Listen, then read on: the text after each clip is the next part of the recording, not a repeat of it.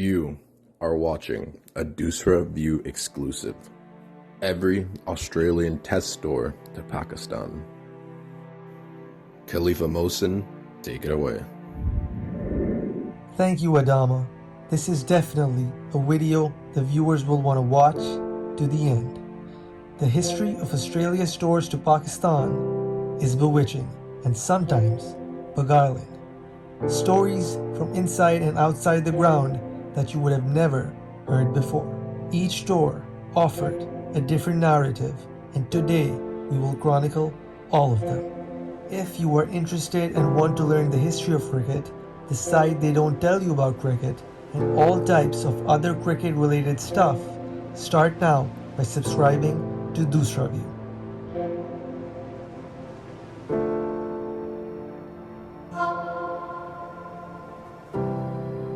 Let's rewind the clock and go back to 1956. Australia and Pakistan met for the first time in a test match. Just after Australia's tour to England, the Aussies spent a brief vacation in Europe and flew from Rome to Karachi. Karachi would host this historic test match, the first between these two great test-playing nations. The Aussie squad arrived with some big names, but some of them were past their prime.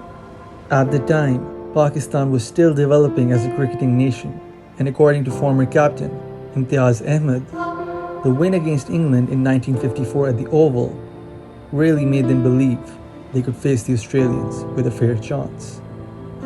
Back in 1954, the Pakistanis were called the babies of cricket, but now they were full grown. They had already faced quality bowling in the form of Frank Tyson and Brian Statham on English wickets. In comparison to what they had faced, the Australians didn't seem quite as potent on these Pakistani wickets. Seemingly, Alan Davidson didn't come across quite as fast, and Ray Lindwall, on the other hand, came across as a medium pacer. Pakistan's team was selected unanimously, and Gul Muhammad, a batsman who had played for India, opted to play for Pakistan and was included in the side as a one-down batsman. The general feeling in the Pakistani camp was that they were capable of giving the visitors a tough time, if not actually winning the test match. This feeling was ignited by having two outstanding fast bowlers, Fazl Mahmood and Khan Muhammad. As it turned out, this pair of Pakistani fasts were almost unplayable on the Karachi track. The Aussies never seemed quite as comfortable, and as it was in the Oval Test, the central figure in victory was Fazl Mahmood. His mixture of swing bowling and leg cutters troubled the Australian batsmen, and Fazl picked up the first 6 wickets of the Australian batting lineup, while bowling 16 overs and giving away only 26 runs. Fazl was well supported on the other end by Khan Muhammad, who bowled with sustained accuracy. The two bowlers were nothing short of a nightmare for the Aussie batsmen, who just could not put them away. With wickets falling at regular intervals, Kardar did not take either bowler off the attack. The two of them bowled right through the Australian innings. The Australians were bundled out shortly after tea for 80 runs in their first ever innings played in Pakistan. The bowling performance by these two is an example of intense skill and stamina in a test match. On the second day, with Pakistan batting, the wicket provided favourable conditions for spin. Ian Johnson took 4 and Richie Beno bowled intelligently 2. Pakistan lost 5 wickets with not a lot on the board. At that point, Pakistan's captain Kardar started a partnership with Wazir Mohammad, a partnership that produced 104 runs. By the end of Pakistan's first innings, a lead was gained of 119 runs. Australia batted again, but their second innings did not seem quite different than the first. Although Pakistan used more than 2 bowlers in this innings, it was still the combination of Fazl and Khan that proved to be the pivotal point. The hero of the first innings, Fazl Mahmood, picked up 7 wickets in the second innings, totaling his wickets to 13 in the test match. Australia had been bowled out for under 200 in their second innings and Pakistan needed only 69 runs to win. Having said that, the scoreboard moved at a snail's pace for these 69 runs, exhausting and frustrating the patience of the 20,000 spectators who had come and paid to watch the game. Fans were seen yelling and booing at the Pakistani batsmen. It got so bad that at one stage, Alimuddin was at the crease. He offered the bat to the crowd in disgust. It would be hard for the Pakistani team not to admit that they should have wrapped things up on the fourth day. But by the end, they still needed 6 runs to win, and it was going to be on the last day of the test match. As it turned out, the last day of the test match would not be the following day. There was no cricket played on the following day because of the death anniversary of Liaquat Ali Khan, the first Prime Minister of Pakistan. This was a day of mourning. The victory celebrations had to be delayed. Following the public holiday that marked the death anniversary of Liaquat Ali Khan, play resumed and eventually Pakistan got the required runs. This test match is remembered as an insomniac's dream in Karachi. Fazl picked 13, Khan picked 7, Pakistan won by 9. The crowd finally got their due after they had held their excitement for a day.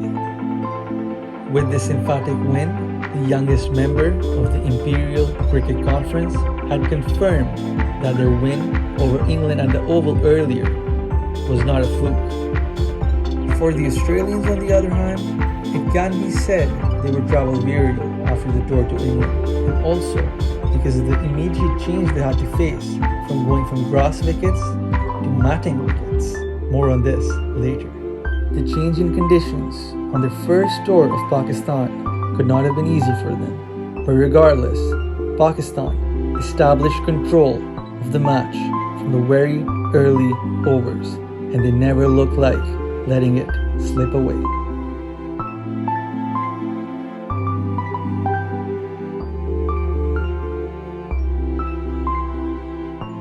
Australia's next tour to Pakistan was in 1959. They had just beaten England to regain the Ashes the previous winter.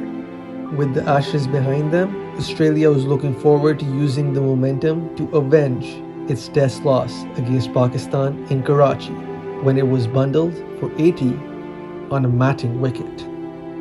According to interviews the Aussies would give, they had not played on matting wickets since they went to school, and yet they had been asked to play a test match on a clean mat against the best Pakistani bowlers Pakistan had ever produced. So this time, prior to leaving for Pakistan, the Aussies practiced on matting wickets in preparation for the test in Karachi. It was after this series that Pakistan suffered a series defeat at home for the first time. Australia won 2 matches in the 3-match test series and drew the third one. The first test was played in East Pakistan, Dhaka. Australia won by 8 wickets. The second test was played in Lahore. Australia won by 7 wickets. And the last test was played in Karachi. The match ended in a draw. One of the more fascinating things about this series was that the American president came to watch the test match.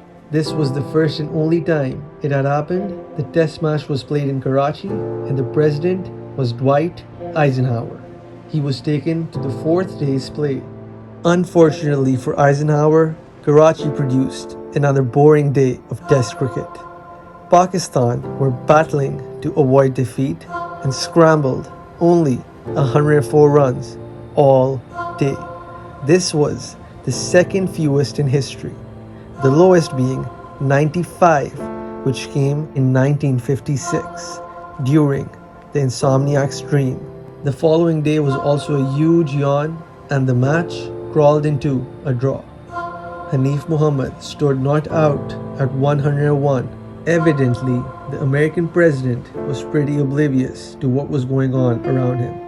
On the excruciatingly slow 4th day, he was seen cheering at the rare attacking strokes and clapping loudly for every decent effort on the field. The US president signed a cricket bat and was presented a Pakistani blazer, and when the Australian cricket team captain Richie Benaud saw this, he lightheartedly commented, "Mr. President, you have joined the other camp."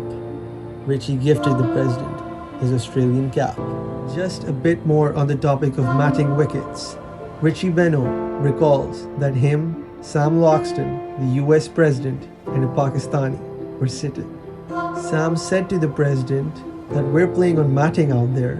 That may not mean much to you, Mr. President, but it is an insult to the rest of the cricket community that a team is asked to come to play in Pakistan on a mat. The president then said to the Pakistani sitting, "Why don't you play on grass if it's an insult?" The Pakistani replied, "This will be, I promise to you, the last ever match played on matting in Pakistan."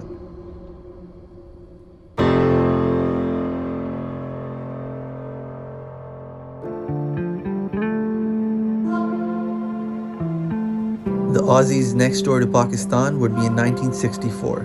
They would play a single test match, which would end up being a draw.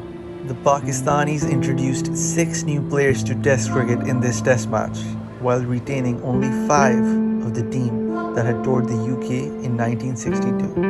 These 5 included Hanif Mohammad, who was captaining the country for the first time. Khalid Ibadullah had specially been called from England to open the innings with Abdul Qadir. Pakistan won the toss and they decided to bat on a perfect pitch. Khalid and Qadir gave a great start to Pakistan by scoring 249 in just under 5 hours. Qadir, though, missed the distinction of scoring a century in his first test, as he was run out of the last ball of the day on 95. Pakistan finished day 1 284 for 3 after hitting 24s. On day 2, Graham Mackenzie, who hadn't had much luck in the previous day, started by taking 3 wickets cheaply. And when Martin dismissed Majid, Pakistan had lost 4 wickets in just 17 balls. Undaunted by the situation, Inzamam Alam and Asif Iqbal came together and played some excellent strokes. They put on 49 for the 9th wicket, which enabled Pakistan to reach their highest total against Australia, 414. Mackenzie picked up a fifer, finishing with 6 for 69. It was Australia's turn for their first innings, and unlike Pakistan, they didn't have a solid start. Bill Lawry was out, hooking a short ball to Majid Khan, who picked up a wicket in his second over. Following this wicket, Ian Redpath didn't stay long for either, and it was Bob Simpson and Peter Burge that carried the score. With Saeed Ahmed picking up Bob Simpson, it was the start of the end. Saeed went on to pick up 2 more wickets, and Inzamam Alam finished the innings with Australia 62 behind. Pakistan began their second innings and lost Khalid before the close of the 3rd day. This was a blow, especially because Khalid had impressed in the first innings. Asif Iqbal, who had also impressed in the later half of the innings in Pakistan's first innings, went on in as a night watchman, played some beautiful shots with Qadir, and put on 52 in partnership. As the innings progressed, instead of forcing the pace, Javed Burki and Hanif Mohammad defended. The scoreboard moved at a lethargic pace, and at the end of the innings, Pakistan declared on the final morning of the Test match, leaving Australia 342 runs to win in under 5 hours. The pitch was still plumb, and it seemed like the Australians had taken the challenge. Bob Simpson and Bill Lawry started with a brisk opening partnership. Ian Redpath, though, the one-down batsman, had a different mindset. He occupied the crease for 37 minutes to just get off the mark. Ian Redpath had batted altogether for 4 hours and had scored only 40 runs. Bob Simpson, on the other hand, hit his second 100 of the match in 3 hours 20 minutes, including 15 fours. A great effort.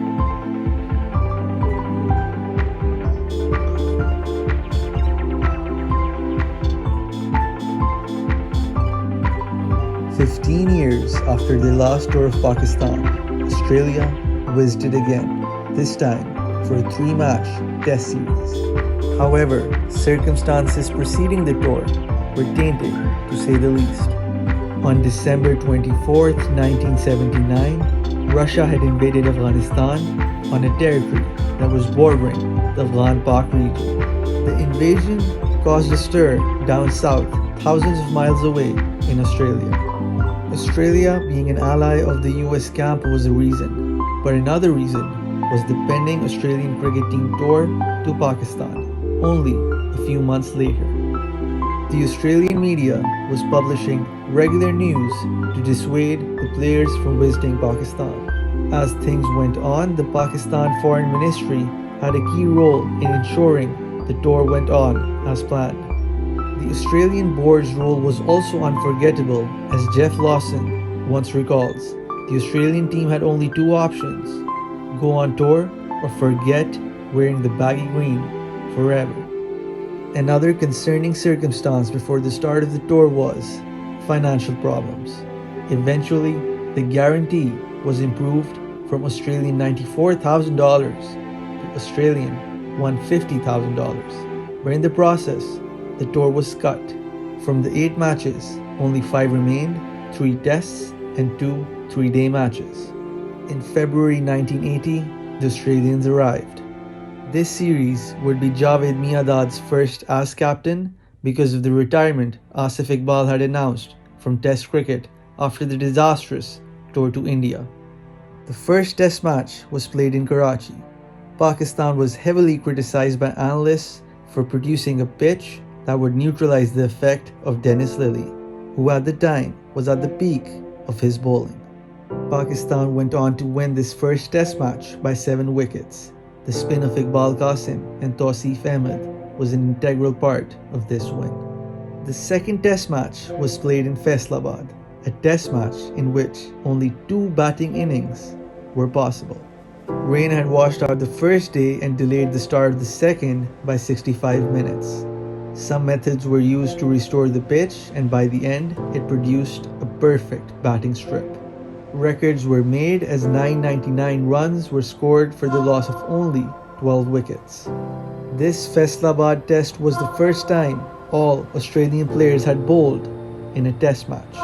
This was only the second time a whole team, all 11 players, had bowled in a Test match. The only other occasion was England versus Australia at the Oval, almost a century ago in 1884. Australia batted to 617 runs, and this was the first time they had scored past 600 in a Test match in Pakistan. Pakistan also enjoyed the batting wicket and scored 382 runs in 435 minutes, although the game was already bouncing to a draw. The last Test match was played in Lahore, and for the third time in the series, Australia won the toss. They chose to bat on a perfect wicket, and again, new records were made. Greg Chappell declared on day 2's afternoon, and Australia had reached a total of 407. By the evening of the third day, Pakistan were still 183 runs behind at 224 for 5. At this critical point of the Test match, Majid Khan's unbeaten 110 revived the innings. There were some other useful contributions as well from Wasim Raja and Imran Khan. Majid Khan and Imran Khan set a new record for Pakistan against Australia for the 8th wicket when they partnered for 111 runs. Dennis Lillee picked up 3 wickets here, his only 3 wickets in the whole 3-match Test series.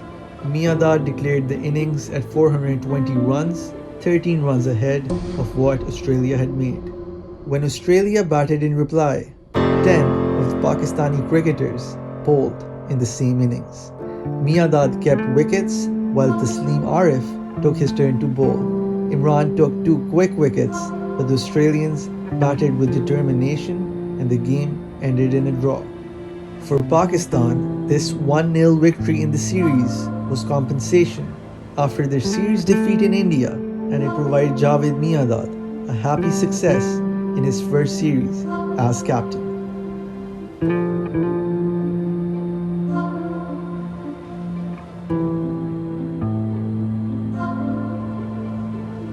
The Australian team visited Pakistan again in 1982 and played 3 Test matches along with 2 one-day internationals. Pakistan clean sweep the Test series 3-0 and went on to sweep the ODIs 2-0. Australia failed to win a single game on the entire tour. As it turned out, the Australians were just not well equipped to handle the Pakistani side who had begun exerting their dominance on world cricket under the leadership of Imran Khan. This tour is regarded as one of the most embarrassing cricketing tours for Australia, and Australia's wicketkeeper on the tour, Roddy Marsh, later wrote, "The more you think about the 1982 Australian cricketer of Pakistan, the more you want to forget it." The test series was very one-sided. Pakistan won twice by 9 wickets and once by an innings. Australia's morale was further deterred by incidents which marked the first test. The first test was played in Karachi and was delayed twice because the Aussie captain Hughes took his side from the middle to outside the boundary. An angry Aussie captain Hughes threatened to scrap the tour right then and there. As the Aussie captain was quoted, "When a player cannot field on the boundary without being hit, then something serious has to be done to make spectators realize it is wrong. People don't deserve to see international cricket when they behave like this." These comments hardly endeared the Aussies to the Karachi locals. More than 30,000 people were packed in for the first test match in Karachi. Pakistan were batting, and 15 minutes after the start, the trouble started. Jeff Lawson, an Aussie fielder, was seen throwing a stone back into the crowd while fielding at long leg. Hughes and the umpire spoke to Lawson, and after some conversation, there was a plea from Hughes to the crowd to calm down so they could carry on. The match continued, but briefly. Missiles were thrown again by the crowd. Lawson was hit again on the leg, and this time, even his teammates were under fire. The Aussie captain Hughes led his players from the middle and angrily showed a large rock to the spectators. Pakistan were 39 for 1. For almost 60 minutes, managers, captains, and officials were in discussion to abandon the game, but eventually the Australians were persuaded to play on. The police was summoned on the scene, and they baton charged the crowd to drive them back from the fences. The match resumed, but the mood was still quite tense between the Aussie team and the spectators. Within and over, trouble flared again. Stones were seen to be thrown. Rotten fruit rained down on the boundary fielders as well. Once again, the Aussies headed off, and this time, there seemed to be no chance for them to return. The situation grew so ugly that the safety of the team was priority, and on the advice of the authorities, the teams were quickly ushered out of the stadium. When the teams left, the announcement was then made that play had been abandoned. This was signal for trouble.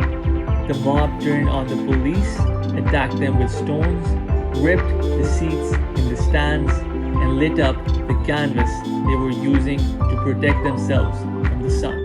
Things got even uglier. The police responded with another bait-in charge, and when that failed, they used tear gas.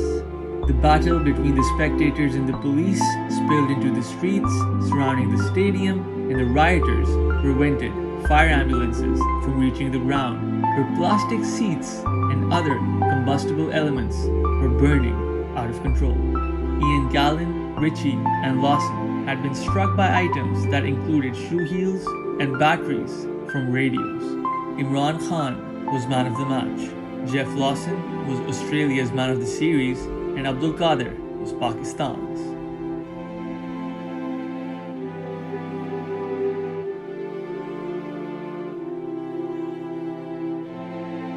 Australia's tour to Pakistan, 1988. This tour, conducted in the fall, was one of the biggest hits to the diplomacy of the two cricketing nations. Pakistan won by an innings in the first match.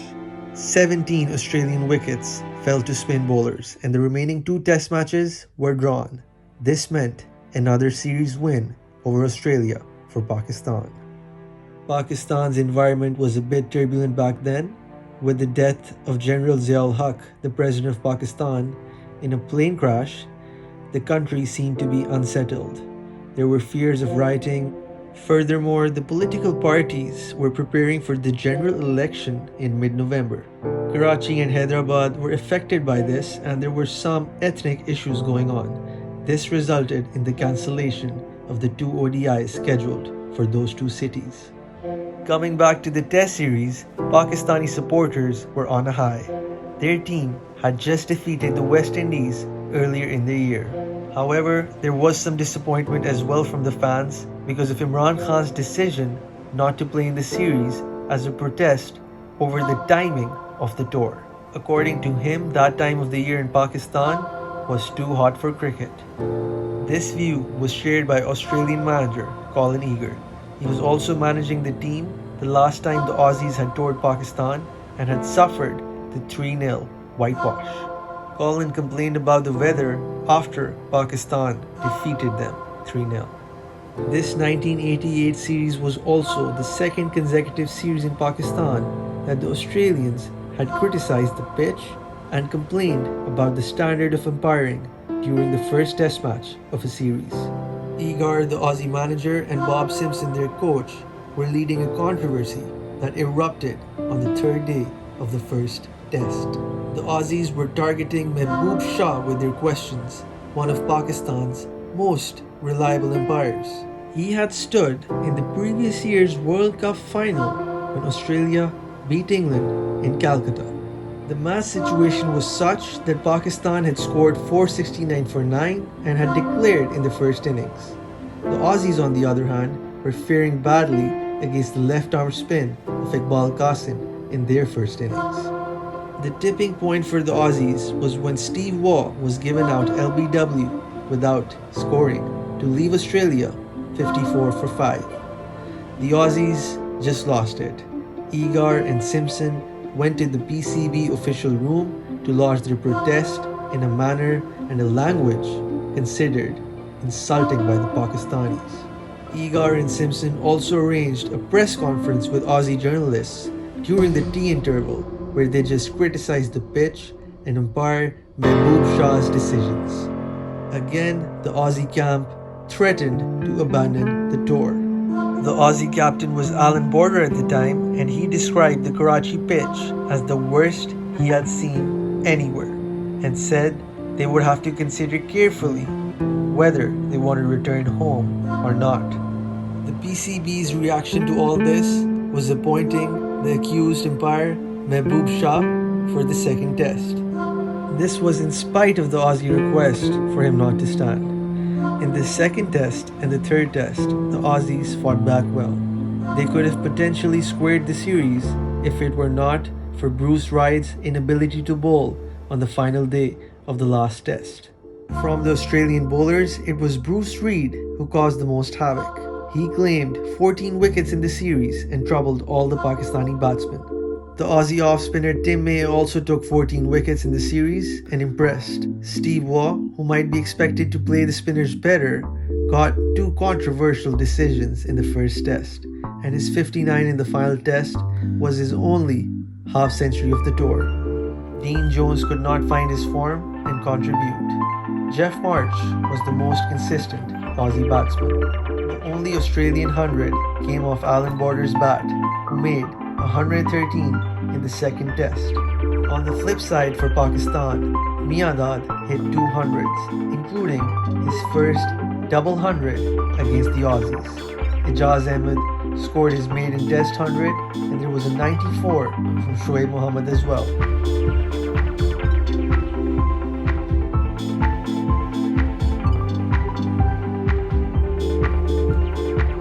Australia came back in 1994 and Pakistan won that test series 1-0. This tour marked the beginning of a new era for the Australians. Alan Border's decade of captaincy had just ended, and replacing him was Mark Taylor. The last 2 matches were drawn, but the first test, Pakistan won by a memorable 1 wicket. This first test was played in Karachi, and in it, Wasim Akram and Shane Warne both took 8 wickets, with the latter being declared man of the match. Australia was chasing its first test victory in Pakistan since 35 years, and they could have done it if it were not for the heroics of Inzamam ul-Haq and Mushtaq Ahmed. The duo sustained a last wicket partnership as they came together when the score was 258 for 9. Preceding this test, Pakistan had never lost a test match in the National Stadium Karachi. This was more than a game. This was about honor. Inzamam and Mushtaq added 57 on a worn-out pitch to survive the Australians. This was the most dramatic end to a test match that one could ever witness. With 53 runs added by the partnership in 8 overs, it left behind only 3 runs to win, but the drama wasn't over yet. The mighty skilled Shane Warne was going to bowl the next over. Inzamam was on strike, and on the very first ball, Inzamam charged down the ground and missed. Ian Healy was the Aussie keeper, and in a moment he will never forget, he missed the stumping, and in doing so, let the delivery go by for 4 byes.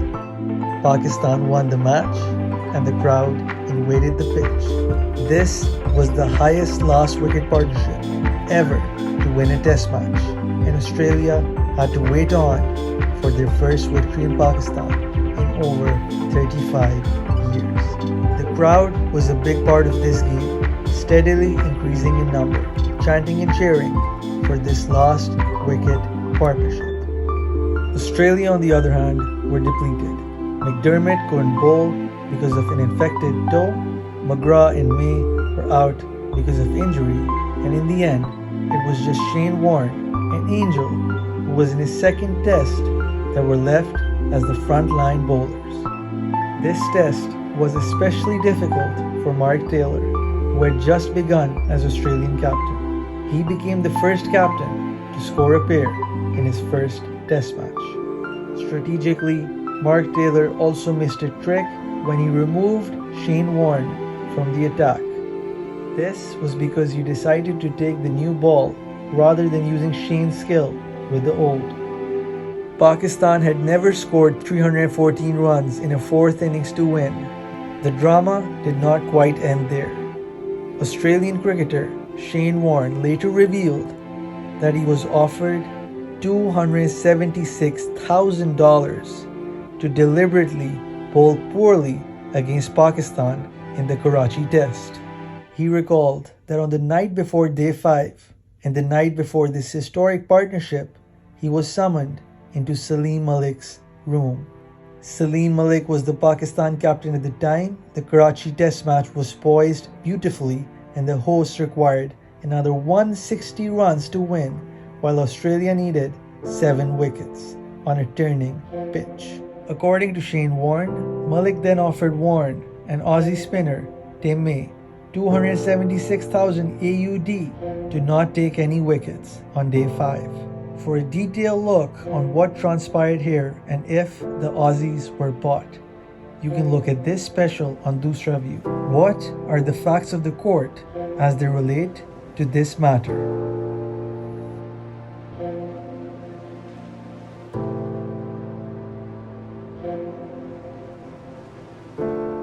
Coming back to the cricket, the second test was played at Rawalpindi and the last test was played at the Gaddafi Stadium in Lahore. The Rawalpindi test was a high-scoring one. Michael Slater scored a century in the first innings, while Damien Fleming took 7 wickets, including a hat-trick in the second innings for Australia. Salim Malik, the Pakistan captain, scored a double ton here in Rawalpindi to earn the man of the match. The Lahore test featured 3 centurions for Pakistan: Moin Khan, Amir Sohail, and Salim Malik, who scored 143 and earned his second man of the match honors for the series. Shane Warne took 9 wickets in this match.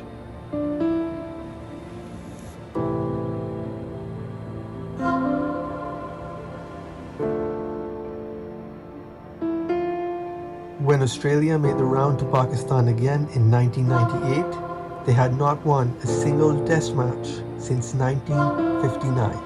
Creating additional difficulty for Mark Taylor's team was the fact that the late great king spinner Shane Warne was out due to a shoulder injury. The KU match-fixing hearings were also in the background of the series, which also discussed Australia's previous visit in 1994.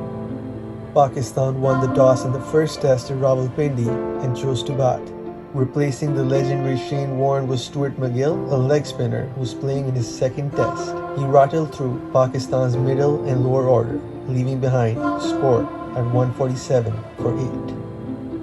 Pakistan showed some resistance though with a 120-run stand for the 9th wicket between Saeed Anwar and Mushtaq Ahmed. Saeed Anwar made a masterful century while Mushtaq Ahmed played 136 balls at number 10. Australia were 24 for 3 in reply, and that's when Michael Slater and Steve Waugh took grasp of the game. Steve Waugh fell for 157. Australia advantaged with a lead of 244. Pakistan's second innings was a horror show, leading to an innings defeat. The second test in Peshawar is considered to be Mark Taylor's test. After surviving an initial hot spell from Shoaib Akhtar, Mark Taylor went on to equal Don Bradman's 334 runs and in the process became Australia's joint highest scorer in a test match. He, however, denied himself the chance of setting the new record and declared at the start of the third day to put the team before his personal achievements. Taylor scored 426 runs in this single test match. This was the second highest in a test match, behind Graham Goode's 456 against India in 1990. His declaration before breaking the Don's record was in hopes to set an example of how sports is to be played.